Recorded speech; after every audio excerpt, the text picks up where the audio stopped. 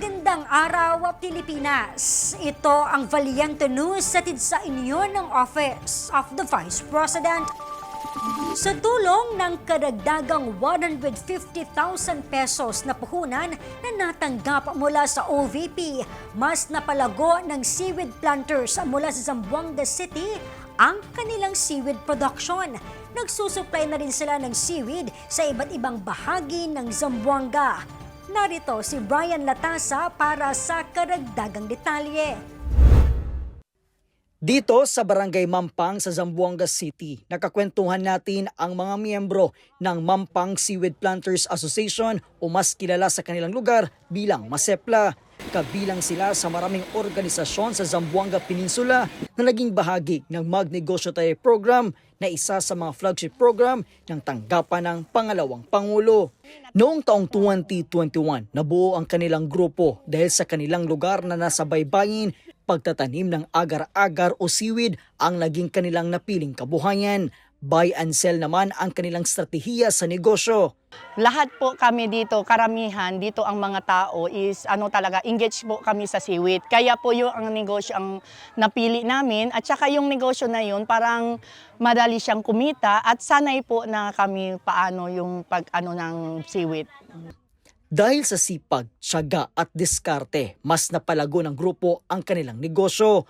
Kwento sa amin ni Maribel na ngayon ay nagsusupply na rin sila ng seaweed di lamang sa kanilang kabarangay kundi pati na rin sa mga pangunahing merkado sa lungsod ng Zamboanga. Proud din na ibinahagi ng grupo na napalago nila ang 150,000 pesos na karagdagang puhunan na ipinagkaloob sa kanila ng tanggapan sa pamamagitan ng OVP Western Mindanao Satellite Office. Ang itinubo ng kanilang puhunan ay binuhos nila sa pagpapalago ng kanilang seaweed production.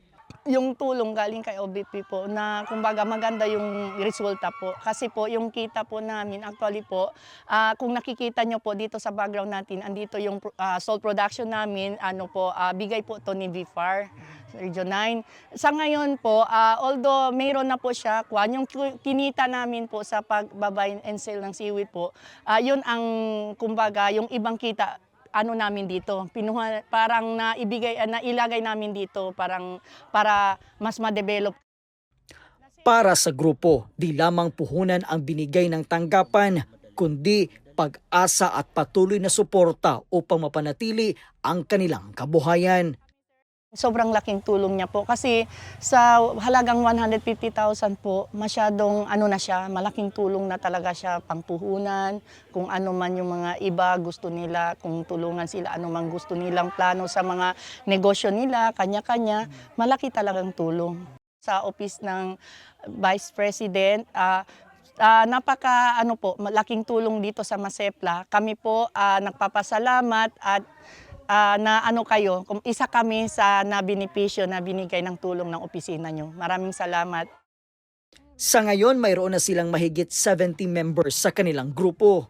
Mula po rito sa Zamboanga City, ako po si Brian Latasa. Ang lahat para sa Diyos, bayan at pamilyang Pilipino. Valiente News.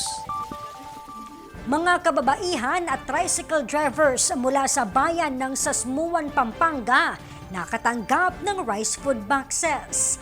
Ang buong detalye, abangan sa susunod na episode. Ako si Claudette Loreto. Mahalin natin ang Pilipinas. Maraming salamat.